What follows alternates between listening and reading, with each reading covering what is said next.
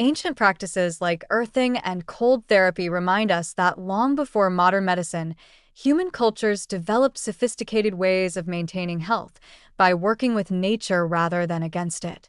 What makes these traditions remarkable is that they emerged from observation, intuition, and thousands of years of lived experience. And now, modern science is beginning to catch up. When we revisit these ancient practices through the lens of neuroscience, physiology, and immunology, we see that they have powerful, evidence-based applications for today's world. They support emotional balance, metabolic strength, immune resilience, and overall vitality. The harmony between historical wisdom and modern research forms a deeply encouraging picture. Humans have always had the tools to heal, strengthen, and restore themselves through simple interactions with the natural environment. Earthing, or grounding, is one of the oldest known wellness practices. Many indigenous cultures have traditions built around the idea of drawing strength from the earth, walking barefoot during rituals, sleeping on natural surfaces, or spending long periods connected to soil, grass, or sand. These ancient practices weren't symbolic, they were biological. The earth carries a natural negative charge, and ancient people intuitively understood that contact with the land brought a sense of calm, clarity, and physical relief. They noticed improved sleep, reduced stress, and faster recovery from illness or injury when life remained closely tied to land and nature. Modern research now shows that grounding reduces inflammation, stabilizes cortisol rhythms, and improves sleep quality. The skin acts as a conductor, allowing electrons from the earth to neutralize positively charged free radicals. This is a biochemical process indigenous cultures identified through experience long before science had the language to describe it. Today, grounding is used to reduce stress, support heart rate variability, relieve muscle soreness, and enhance recovery from physical exertion. Even more meaningful is how emotionally stabilizing the practice is. Many people report feeling immediately calmer, more centered, and more connected.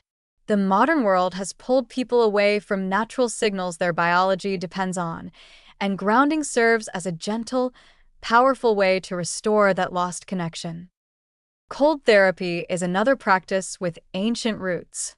Across Northern Europe, East Asia, and many indigenous Arctic cultures, cold exposure was not just a necessity, it was a health ritual.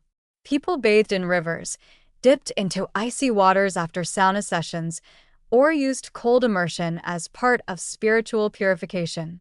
These traditions recognized that cold brought alertness, emotional clarity, and stronger immunity.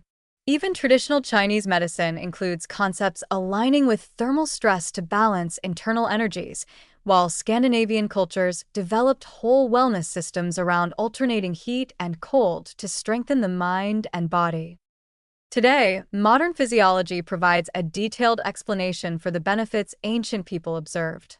Cold exposure triggers a natural surge in dopamine and norepinephrine, dramatically boosting mood, motivation, and mental clarity. It increases brown fat activation, which raises metabolic rate and supports healthy weight regulation. Cold therapy improves immune function by enhancing white blood cell activity, reducing unnecessary inflammation, and increasing resilience through hormesis, a biological process where small, controlled stressors strengthen the entire system.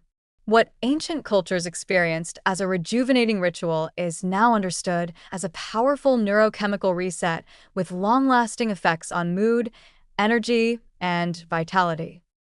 What makes these ancient practices even more remarkable is how well they complement modern lifestyles. While traditional societies spent large portions of their days outdoors, walking barefoot, touching soil, bathing in natural waters, modern humans live insulated from the elements. Shoes block electrical exchange with the earth, climate-controlled environments prevent thermal variation, and digital stress overwhelms the nervous system in ways our ancestors never experienced. Earthing and cold exposure restore vital environmental inputs the body is hardwired to depend on. When practiced together, grounding and cold therapy create a powerful synergy. Grounding calms the nervous system, reduces inflammation, and stabilizes hormone rhythms. Cold therapy energizes the brain, boosts dopamine, and strengthens immune responses. Both practices reconnect the brain and body with natural rhythms, helping people feel more alive, more balanced, and more capable of handling stress. They increase resilience, not through force or intensity, but through alignment with natural biological patterns that humans have followed for thousands of years. The most uplifting part is how accessible these practices remain.